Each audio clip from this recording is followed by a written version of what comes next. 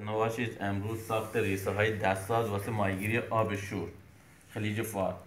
نخهای ماهیگیری ساید 70 یا 80، قلاب ساید 7 یا 8، نخهای معمولی و ریسه های رنگی قرمز، آبی، سبز یا صورتی. بیشتر قرمز استفاده میشه یا صورتی.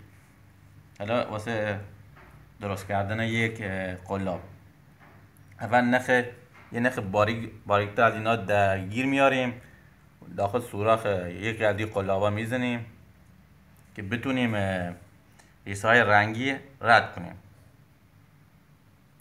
وقتی اینجوری که رد کردیم یکی از ریسه ها 10-12 تا از این نخهای ریسه که رنگی های استفاده کردیم داخل سوراخ نخ رد میکنیم.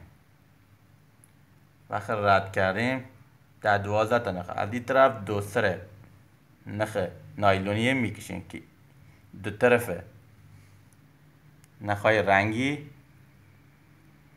در بیاد و به طور مساوی تا قلاب میاریم. یعنی از این طور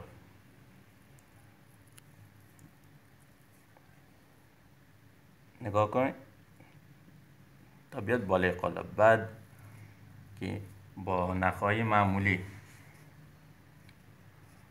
اونو میچرخونیم دیگه.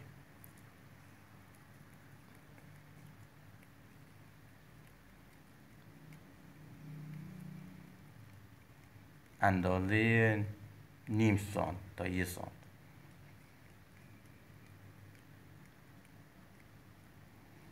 بعد واسه بستنش یک دور از اینا میزنیم راحت.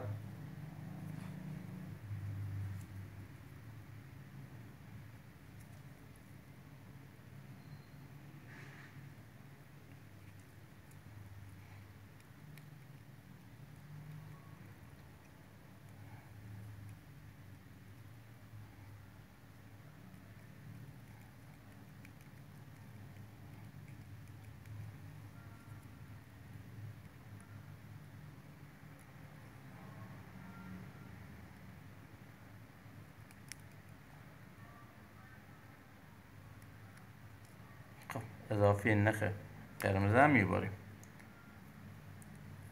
بعد اینجا که این طرفش که اینجا از دو طرف سوراخ آوریم بالا بازم میباریم. اضافه های قلاب نخهای رنگی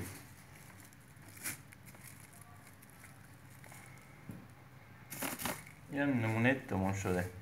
یک کار این هم نمونه کامل شده. بقیه انواع قرمز، صورتی، سبز و آبی همین جوری میتونیم بقیه قلابا درست کنیم.